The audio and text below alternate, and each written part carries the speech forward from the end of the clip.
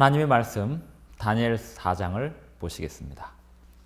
다니엘 4장 34절을 먼저 읽겠습니다.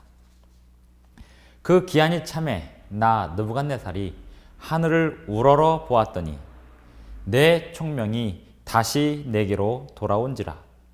이에 내가 지극히 높으신 이에게 감사하며 영생하시는 이를 찬양하고 경배하였나니 그 권세는 영원한 권세요 그 나라는 대대에 이르리로다. 다니엘 4장 2절을 또 보시겠습니다.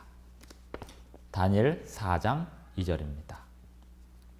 지극히 높으신 하나님이 내게 행하신 이적과 놀라운 일을 내가 알게 하기를 즐겨하노라. 오늘 말씀의 제목은 내게 행하신 이적과 놀라운 일입니다. 하나님은 이미 느부갓네살 왕에게 은밀한 가운데 두 차례나 찾아오셨습니다. 한 번은 침상에서 제국의 미래를 꿈꾸는 왕에게 찾아오셨습니다. 한 번은 광장에서 역시 제국의 미래를 꾀하는 왕에게 은밀한 불 속에서 나타나셨습니다. 이제 하나님은 모든 영광을 자기의 덕으로 돌리고자 하는 왕에게 은밀하게 찾아오십니다. 다니엘 4장은 은밀하게 찾아오셨던 하나님을 영접하고 진정한 평강을 누리게 된 성도 느부갓네살 왕의 간증문입니다. 성도가 되었습니다. 그보다 더 명예롭고 그보다 더 영광스러운 호칭이 또 있을까요? 느부갓네살 왕은 성도로서 자기를 찾아오신 하나님을 소개하고 있는 것입니다. 1절을 보시겠습니다. 다니엘 4장 1절입니다. 너희에게 큰 평강이 있을지어다. 이것은 신약 성경에서 특별히 바울 서신의 편지에서 서두에 평강이 있을지어다 하는 것과 비슷한 느낌을 줍니다. 느부갓네살은 이제 성도가 되어 바울처럼 그리스도를 증거하는 이가 되어 평강을 기원하고 있는 것입니다. 2절을 보시겠습니다. 지극히 높으신 하나님이 내게 행하신 이적과 놀라운 일을 내가 알게 하기를 즐겨하노라.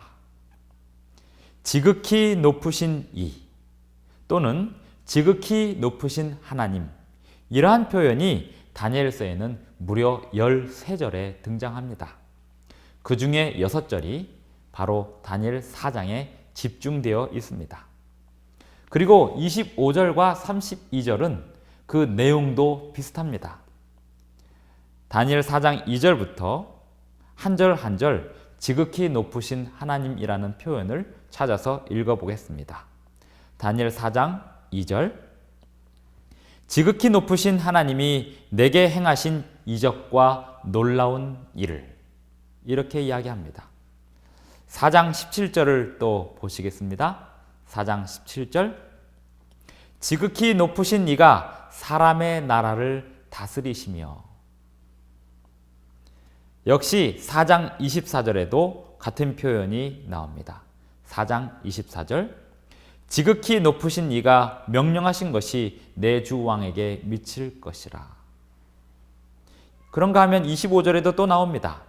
지극히 높으신 이가 사람의 나라를 다스리시며 자기의 뜻대로 그것을 누구에게든지 주시는 줄을 아시리이다. 지극히 높으신 이 4장 32절에도 나옵니다. 지극히 높으신 이가 사람의 나라를 다스리시며 자기의 뜻대로 그것을 누구에게 주시는 줄을 알기까지 이르리라. 4장의 34절에도 지극히 높으신 이에게 감사하며 영생하시는 이를 찬양하고 이렇듯 지극히 높으신 이라는 표현이 무려 6번에 걸쳐서 나오고 있습니다. 다니엘 4장에는 또 땅이라는 말이 자주 나타납니다. 우리말 개역 성경에는 4장에 땅이라는 말이 7번 등장합니다. 4장 1절에는 천하에라는 말이 나오는데 이것은 본래 모든 땅에서라는 의미입니다. 이것까지 포함한다면 땅이라는 말은 무려 8번 등장하고 있는 것입니다. 자, 이제 지극히 높으신 하나님과 땅의 관계를 보시겠습니다. 지극히 높으신 하나님께서 땅에 평강을 주신다, 그런 뜻이었습니다. 지극히 높으신 하나님이 지극히 낮은 땅에 임하시는 것입니다. 우리 하나님은 지극히 낮은 곳을 방문하시는 분입니다. 특별히 은밀한 가운데 개인들을 방문하십니다. 위로하시고 권면하기 위해 방문하시는 것입니다. 은밀한 곳에 방문하시는 분의 방문이 무지 속에서 알지 못하는 사이에 외면되지 않기를 간절히 바랍니다. 그분을 지극히 높여드리는 저와 여러분이 되시기를 간절히 바랍니다. 그분을 지극히 높여드리는 것은 우리의 몸과 마음을 정결한 성전으로 드리는 것입니다. 하나님 앞에 무릎 꿇는 것입니다. 우리는 자주 침상 앞에서, 사업장에서, 그리고 교회에서 그분 앞에 무릎 꿇어야 하겠습니다. 지극히 높으신 하나님께 모든 영광을 돌려드려야 하겠습니다. 2절을 다시 보시겠습니다. 4장 2절. 지극히 높으신 하나님이 내게 행하신 이적과 놀라운 일을 내가 알게 하기를 즐겨 하노라. 이적과 놀라운 일. 3절에도 이적이요 놀라운 일이요 라고 이야기합니다. 이 느부갓네살 왕은 2장에서도 3장에서도 이적이요 놀라운 일이요 라고 하지는 않았었습니다. 그런데 4장에서 드디어 이적이요 놀라운 일이요 하고 고백을 하고 있습니다. 다니엘 2장에서 왕은 하나님을 모든 왕의 주제시라고 인정하면서도 다니엘을 높이는 데 그쳤지 않습니까? 3장에서 왕은 하나님을 찬송하면서도 다니엘의 세 친구를 높이는 데 그쳤습니다. 그런데 이제 4장에서 드디어 왕은 오직 그 영광을 지극히 높으신 하나님께 드리고 있습니다. 하나님이 나에게 행하신 일이라고 하면서 하나님을 개인의 구주로 영접하였다고 인정하고 시인하고 있습니다. 이적이 무엇이고 놀라운 일이 무엇입니까? 남의 꿈을 알아맞히고 불 속에서도 살아나오는 것이 이적이고 놀라운 일이었습니까?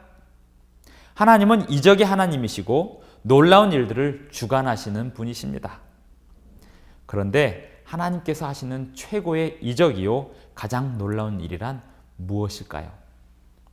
이적 중에 이적이요 놀라운 일은 곧 사람의 마음에 일으키는 변화입니다. 하나님께서 사람의 마음에 일으키는 변화야말로 이적이요 놀라운 일이라는 것입니다. 느부갓네살 왕은 자신의 마음에 행하신 하나님의 놀라우신 일을 찬양하고 있는 것입니다. 그 마음에 건설된 하나님의 나라를 노래하고 있는 것입니다. 시대의 소망 책 407페이지. 인간의 마음에 일어나는 변화, 곧 인간의 품성의 변화는 살아계신 구주께서 영혼을 구하시려고 역사하고 계심을 보여주는 기적이다.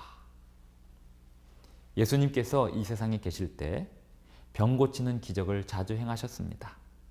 그런데 그분이 하신 기적 중에 탁월한 것을 꼽으라면 마음을 고치는 기적을 꼽을 수 있습니다. 완고하고 고집스러웠던 베드로를 변화시키셨습니다. 십자가에 매달린 죄인 강도를 회심시키셨습니다.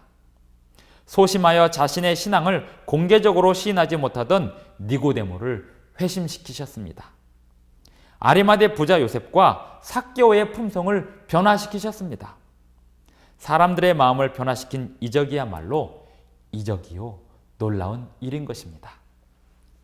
이제 다니엘서 4장 4절을 또 보시겠습니다. 4장 4절. 나 느부갓네살이 내 집에 편히 있으며 내 궁에서 평강할 때에. 평강. 이 평강은 1절의 평강과는 다른 평강입니다. 성도가 되어서 평강을 기원하는 그 평강과 4절에 회심 전에 그가 가졌던 평강, 그것을 이야기하고 있는 것입니다. 1절의 평강과 4절의 평강은 한쪽은 좋은 평강이고 한쪽은 나쁜 평강일까요? 꼭 그렇지는 않습니다. 1절의 평강은 건강과 물질과 영적인 번영을 포함하고 있습니다. 4절의 평강은 푸른 나무과의 식물처럼 왕성한 생명력의 번영을 포함하는 것입니다. 둘 다 좋은 의미의 평강입니다. 중요한 것은 좋은 의미의 평강이냐 나쁜 의미의 평강이냐 보다는 그것을 누가 누리고 있느냐 하는 것입니다. 하나님 나라의 시민으로서 누리는 평강과 우상 나라의 시민으로서 누리는 평강은 다른 것입니다. 우상 나라의 평강은 결국 심판으로 소멸되어 버릴 평강입니다.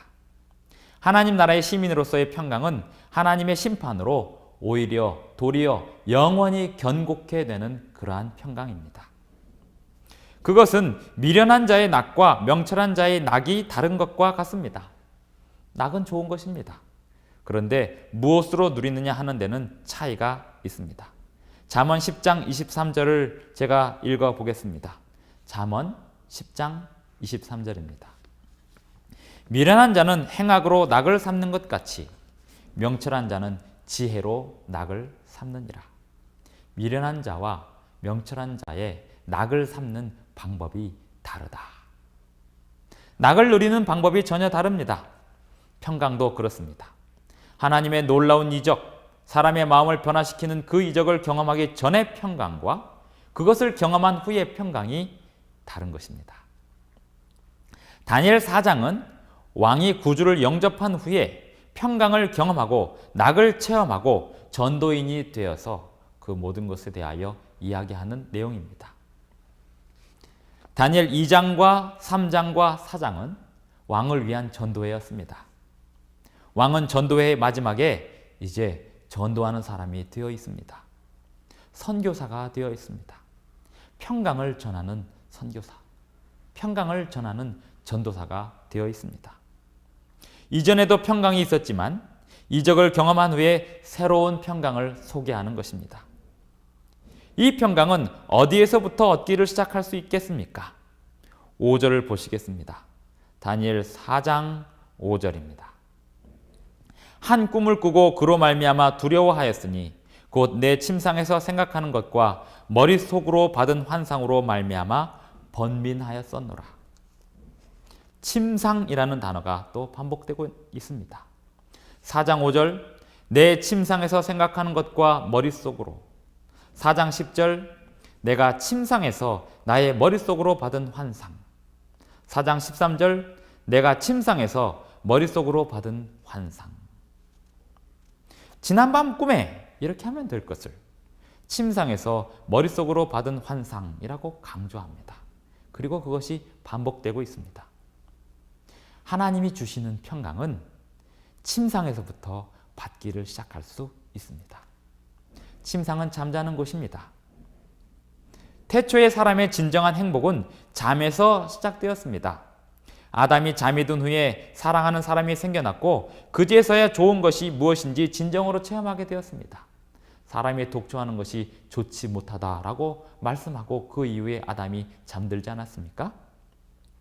진정한 평강이 예수님께서 십자가에서 다 이루시고 잠이 드셨기에 이루어지게 되었지 않습니까? 진정한 평강이 예수님 안에서 죽고 장사 지낸 사람에게 찾아오는 선물이지 않습니까? 왕은 침상에서 지극히 높으신 하나님을 만나게 되었습니다. 감독하시고 순찰하시는 하나님을 만나게 되었습니다.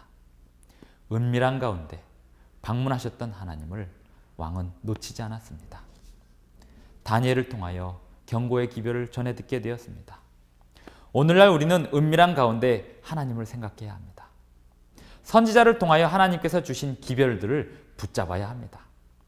우리의 과거와 현재와 미래를 돌아보고 하나님 나라의 도래를 위하여 기도해야겠습니다.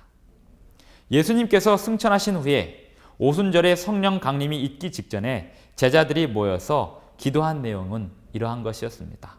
사도행적 36페이지에 이런 내용이 있습니다. 제자들은 사람들을 만나기에 적합하게 되도록 그리고 매일의 교제에서 죄인들을 그리스도께 인도할 수 있는 말을 할 수 있도록 매우 열렬히 기도하였다. 그들은 그들은 그들의 품성의 변화를 위하여 기도하였던 것입니다.